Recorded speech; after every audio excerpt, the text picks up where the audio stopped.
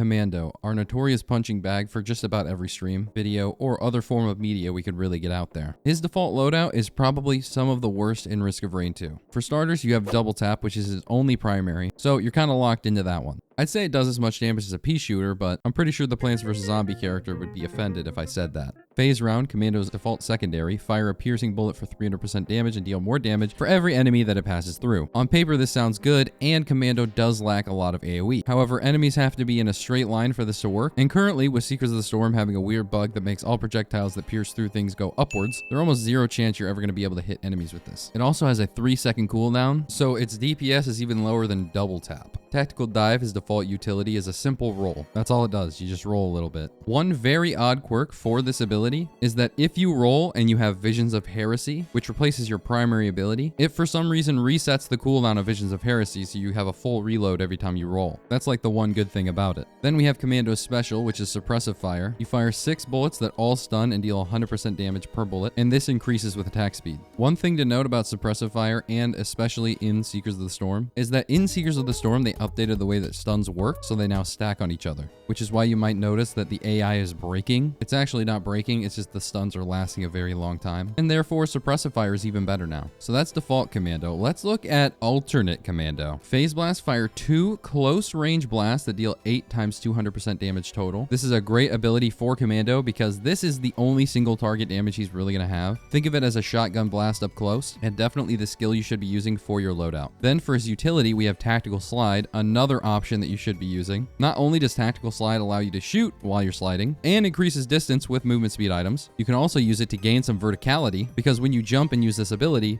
you go up a little bit. It's like a little jetpack boost. With enough cooldown reduction, you can actually use this as a Hopu Feather. Finally, we have the alternate special, which is Frag Grenade. Throw a grenade that explodes for 700% damage and can hold up to 2. A lot of Commando players will swear by frag grenades, and they're actually a solid choice for Commando for a multitude of reasons. Number 1, having 700% damage on anything is a lot of damage, and there is a tiny AoE, although there's some damage fall off if you're not directly hitting them with it. And since it's 700% damage, this is the only ability that can proc bans on Commando. You can still proc bans on Commando with other items like an ATG or something, but without frag grenades, there's nothing in your kit that allows you to use them. There's also some interesting Brilliant Behemoth mechanics where you can throw a grenade on the ground, bounce it a bunch for more Brilliant Behemoth damage, and other fun little things. But to be noted, you have to actually aim the frag grenades, and there are some times where there's weird physics and you just end up missing the enemy entirely. For shorter runs and people that are probably going through Eclipse 8 runs straight to Mithrix, frag grenades are probably always going to be better, but I typically go with all alternate skills except the special, which I use the Suppressive Fire. That's because I usually like longer runs, and the DPS from Suppressive Fire is going to increase with the more attack speed you get. You're also going to be able to proc items more, and you can stun enemies that are about to kill you. Clay Templars, I know you're out there still haunting me. I check under my bed for you every night. And with Suppressive Fire, I can make sure they don't kill me. With Frag Grenade, not as much. And again, with the Seekers of the Storm change, the stuns last even longer. So the best loadout for the Commando, in my opinion, obviously my opinion, is going to be your default primary, the only one you have, your alternate secondary,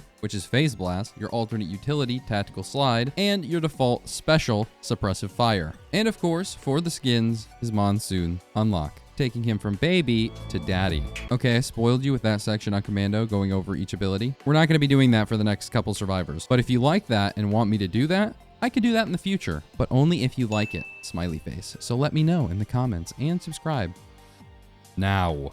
Next up, we have Huntress. What's the best loadout for Huntress? Well, for her primary, she has 2 options, which is Strafe and Flurry. Realistically, there's only one question you need to ask yourself if you're going to swap between these two. If you're confident that you're going to be able to get above 16% crit in a run, then Flurry is always going to out DPS Strafe. Strafe also has a 1.0 proc coefficient, and Flurry only has a 0.7 proc coefficient, which means certain items, like Tri-Tip Dagger, which has its duration affected by proc coefficient, and obviously the chance as well, will interact differently with the 2 items, but Flurry is almost always going to be better as long as you have critical strike chance. That's because Flurry will fire 6 arrows instead of just 3 every time it crits, and each of those 6 arrows are all crits. So if you don't crit on Flurry, you have 3 regular arrows, If you do crit, you have 6 crit arrows. So something like a Harvester Scythe is going to bring you up to full HP almost immediately. I nearly always choose Flurry because I go for longer runs and I'm always going to get that crit. But if you're going for something shorter and you don't want to rely on RNG, Strafe is a solid option. She has no different option for a secondary, so we're not even going to talk about that. For her utility, she has 2 different options. She has Blink or she has Phase Blink. Blink is a single teleport with a 7-second cooldown, and it allows you to teleport in the direction that your camera is facing. So that means you can go up, down, side to side, cha-cha slide, all the good stuff. Phase Blink gives you 3 charges of a blink with a 2-second cooldown for each, but you can't go vertically. You can only blink horizontally. Phase Blink is actually the go-to most of the time, as you can spam it to avoid damage at all points in time, and the ability is agile, meaning you can shoot while it's going. The same for a primary as well.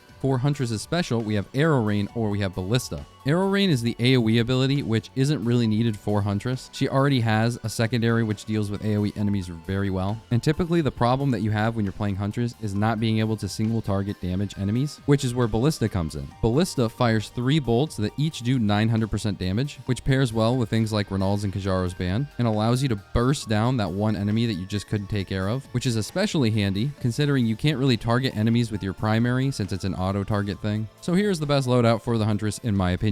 Flurry, Phase Blink, and Ballista, and slapping on the Woodland skin. I like the hood it gives her. Bandit. So it had been a long time since I played Bandit with alternate skills, so I tried out some of the other ones, twitch.tv/RND Thursday if you want to see, but I think the best loadout for the Bandit is going to be his default primary Burst, his alternate secondary Serrated Shiv, and his alternate special Desperado. And of course, using the Outlaw skin from Seekers of the Storm. To explain my reasoning a little bit more, the main difference between the 2 primary abilities is that Burst is more like a shotgun and Blast is more like a rifle. Burst will shoot out 5 different bullets, Blast will only shoot out 1. Now Burst has a lower proc coefficient, which means it should proc less, but there are 5 bullets that make up for that difference. Because bleed duration is affected by the proc coefficient, which means a 0.5 is half as long, remains the same damage, but it's harder to stack them quickly. Means that with Burst, you're going to have a shorter time to build up your stacks before they wear off, and you also need more tri-tip daggers before you get 100% bleed. I'd still go with Burst 90% of the time though. For his secondary, Serrated Dagger versus Serrated Shiv, Serrated Dagger is melee and Serrated Shiv is ranged. Now, Serrated Dagger has a little bit of an AoE in melee, which gives it a little bit of an edge in very niche situations where you're surrounded by Lemurians and you want to smack them all, but in 90% of situations, you're just going to want to throw a Shiv in the back of an enemy so you can apply Hemorrhage, and Serrated Shiv does this really well. As for a special, do I really need to talk about Lights Out versus Desperado? Lights Out refreshes your cooldowns on your abilities if you get the kill with it, but as the run gets later and later, it's going to be harder to get those kills, and realistically, you don't really need cooldowns on this guy. Sure, being able to stack a lot of Hemorrhage on one single enemy is fun, but you know what's more fun? One-shotting everything with your Desperado because you got 20 stacks in a stage. Plus, I like to pretend that I'm a cowboy. Yeehaw. So again, best loadout for the Bandit is going to be Burst, Serrated Shiv, and Desperado with the Outlaw skin. Now we move on to MUL-T, which is a little bit harder. As his name implies, there's multiple ways to play MUL-T. You have a choice between 4 different primaries, and you can technically have a secondary with each of these 4. You have Auto Nail Gun, Rebar Puncher, Scrap Launcher, and Power Saw. Now, there's no point in even arguing. Obviously, everyone agrees the Power Saw is the #1, but I guess we can look at the other primaries, just for the sake of looking. Auto Nail Gun is a great primary ability that attacks really fast and benefits from a lot of attack speed. However, it has an extremely low proc coefficient and is extremely inaccurate at any range past Pinocchio if he never told a lie range. Rebar Puncher is the exact opposite, very accurate, lots of damage, but extremely slow. Scrap Launcher is if you wanted to play Artificer but worse, and Power Saw goes without saying. For his special, we have Retool and Power Mode. Retool allows you to swap between 2 different primaries, so you could have Auto Nail Gun and Power Saw, or just double Power Saw, with the added benefit of being able to hold 2 different equipments, which makes Retool very powerful. Credit Card and Recycler? Thank you very much. And Power Mode allows you to have both of your primaries at once, again, double Power Saw. You gain 100 armor and lose 60% movement speed. 100 armor is about 50% damage reduction, but MUL-T has a little bit armor built in, so you'll have slightly more than that. What's the best loadout for MUL-T? Honestly, out of every survivor, this is the most dealer's choice there really is. You can play MUL-T in so many different ways because of all of his different primaries and all of their different functions they provide. However, here's a few notable ones for you. First off, double rebar retool MUL-T is one of the most broken builds on MUL-T. It's how I initially got to Eclipse 8 many years ago. Essentially, even though rebar has a reload time that's pretty long, if you use retool, it will automatically automatically reload the next one. So you can just hold down retool while you spam your rebar puncher, and you'll do 1 trillion damage. In terms of sheer strength, I would say that the retool rebar puncher is definitely the best loadout on multi if you just want to win. And retool is probably the better special overall, but power mode double buzzsaw multi really has its niche here, okay? It's super fun. Incredibly impractical though. Insert antler shield meme here. Engineer, my favorite survivor and the easiest one to determine out of all of them. For his secondary, he either has bad mines or good mines. For his utility, he either has a bubble shield or literal missiles. And for his special, he has good turrets and he has bad turrets. The thing about Engineer's default secondary, which is his pressure mines, is that they have to take a second to arm, and then enemies have to walk over them. His alternate, spider mines, just seek them out immediately and you don't have to worry about it. His utility, bubble shield, while not that bad, honestly, it has its place, doesn't solve any of the issues that Engineer has, and can sometimes hurt him because you can't shoot anything inside the bubble shield. So if you end up getting pushed out of your bubble shield and something else gets in there, you can't shoot them anymore. And on top of that, there are certain projectiles in the game that will still penetrate the bubble shield because they have an AoE large enough that it hits you inside the bubble shield. Impenetrable my booty cheeks. Harpoons, on the other hand, give you more damage and solve one of the issues that engineers have, which is shooting enemies in the air. Bouncing grenades might be the strongest M1 in the game, but it's very bad when you're trying to shoot wisp in the air. And finally, we have his special. We have the Gauss turrets, or we have the Carbonizer turrets. Most people refer to these as stationary turrets or mobile turrets. Both inherit your items, but there's slight differences between the two, besides just mobile and stationary. The mobile turrets have less range, have weird wonky AI, and almost never sprint. They sometimes do if you can get far enough away, but they won't sprint regularly, meaning they can't take advantage of items like Little Disciple, Rose Buckler, etc., while also removing one of the greatest combinations in the game, which is Bungus and Engineer. Some people like to say that the mobile turrets aren't that bad. Don't believe them. They're not telling you the truth. You are Eve, they are Satan. Don't take the apple. Mobile turrets have a very difficult time hitting anything in the air, including greater wisps, lesser wisps, or blind pests. Remember when I said the Engineer has a problem dealing with those? Yeah, it's even worse if you take the mobile turrets. You lose Bungus. I think the turrets do roughly the same DPS. The mobile turrets actually have a 0.6 proc coefficient compared to the 1.0 of the stationary turrets. You can't use mobile turrets for Abandoned Aqueduct to get the bans, and there's really no reason to ever choose mobile turrets over stationary. I just don't get it. I don't understand why people say it. Don't believe them. So the best loadout for Engineer is alternate secondary spider mines, alternate utility harpoon, and default special the Gauss turrets, aka stationary. And of course, with the Seekers of the Storm, you equip that swaggy HC Tech orange engineer skin. Damn, he's fine. Artificer. For Artificer, we have a lot of different options here, but there's only really one that you should ever go with, honestly. For her primary, we either have fire bolts or plasma bolts. Her secondary, we either have a plasma AoE or an ice spear. Then for her special, we have ion surge or flamethrower. Here's the best loadout for the Artificer. Flame bolt over the plasma bolt. It ignites, which allows you to do burn damage and allows you to get deathmark procs more easily. Her secondary, you should always go with nano spear, as this is a free execute on nearly any enemy, and definitely if you're going to fight Mithrix, you're going to want to bring nano spear because the freezing execute works on him. For special, the longest time I was a flamethrower Giga Chad, and while I still love the ability, I think Ion Surge is just better overall because it gives you more mobility on a survivor that has basically none, and you already have as much damage as you could possibly ever ask for in the rest of her kit. So flamethrower is a little bit of overkill. That being said, ignition tank,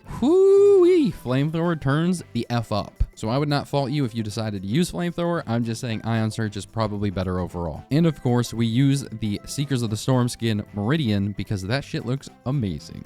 Mercenary. For the Mercenary, I have had my mind changed on him quite a few times. I used to think he was pretty bad as a survivor, and honestly that was because I was just bad at him. And I also used to think that slicing winds wasn't good at all until a chatter told me to put it on, and I had one of the best god runs I've ever had. On top of that, now that I know how to do the exposed tech, which you'll just have to look at my Mercenary guide for that, I've been using Focus Assault over Blinding Assault ever since. So here's the best loadout for the Mercenary, and I'll tell you why after. Use his default secondary, Whirlwind. Use his alternate secondary, Focus Assault, and uses alternate special Slicing Winds. One thing to know about this best loadout is this is the top damage loadout for the Mercenary, and the alternate loadout that I would use if I wanted less damage but more safety and mobility is to swap out the utility for Blinding Assault and Eviscerate. These give you more iframes and allow you to move around the map quicker, but they do dreadful damage compared to the other build that I'm about to describe right now. So the main thing you need to know about Mercenary is that every third hit with his laser sword procs Expose, and Expose allows you to get reduced cooldown and extra damage on enemies. Using Focused Assault, every enemy you hit in that line will expose enemies after 1 second, but it won't pop the expose, meaning you have to actually hit them again to get the cooldown reduction and extra damage. What you're supposed to do as Mercenary is something called an expose tech, where you time your third hit with one of your abilities that extends the reach of the third hit, applying it to every enemy that you hit with the ability, which not only allows you to do way more damage, but it also gives you reduced cooldowns on everything. So with Focused Assault, what you're supposed to do is use that tech, the expose tech, to hit every single enemy in the line with Focused Assault, and then after the 1 second where Focused Assault is supposed to apply the expose, it will pop your expose, giving you a 1 second cooldown reduction and all that extra damage on every single enemy you hit. Because Focused Assault is an 8-second cooldown, as long as you apply the expose to 8 enemies, you get an instant refresh on this. It's an absurd amount of damage once you learn how to do the expose tech. As for Slicing Winds, his alternate special, it's a ranged ability that you could throw at enemies, meaning you can hit things that are far away, like for example a Lemurian, without having to get up in its face and risking death. Something very important for a squishy melee character like Mercenary, who has one of the lowest HPs in the game. Although Slicing Winds does not increase with attack speed, and Eviscerate does, Slicing Winds also applies expose, meaning it's very strong with the expose tech we were just talking about. So there you have it. That's the best build for the Mercenary. Now let's talk about Rex. Rex is another interesting character which has two separate kinds of builds. One is the self-damage build and one is the take no damage build, or take no self-damage build. All of his default abilities do no damage to himself, and all of his alternate abilities do damage to himself. Real ones will remember when the default kit was just all self-damage and Eclipse 8 used to be borderline hell on Rex. So the best build for Rex in Risk of Rain 2, if you're playing Eclipse, is probably going to be all of the default skills, because you don't want to have self-damage when you're playing Eclipse 8. All the self-damage abilities do more damage, but obviously if you're playing Eclipse 8, you don't want to be dealing with all that. On the other hand, if you're not playing Eclipse 8, or you just want more damage in general, the best loadout is going to be all the alternate abilities. His default secondary Directive Drill is similar to Arrow Rain, but it does a lot less damage. And Seed Barrage is just an instant burst that takes 15% of your current HP, so it's useful for proccing Renault's and Kajaro's bands as well. All the self-damage stuff works really well with Hellfire Tinctures, Roll of Pennies, etc.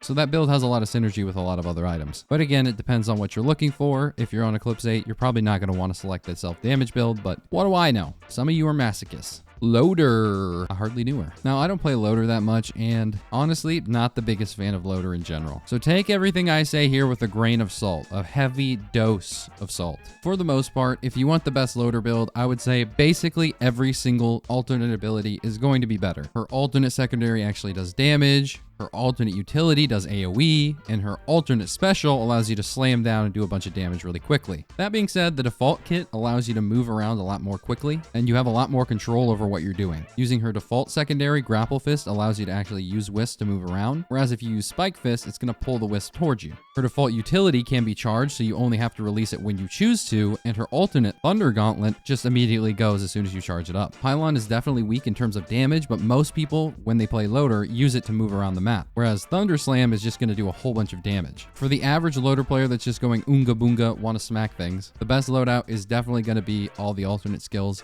However, if you're a more professional speed-running Loader player, you might decide that the primary skills are better. Default skills, I mean. And of course, always throw on the Seekers of the Storm skin so you can watch things on your TV while you're playing. Doggo!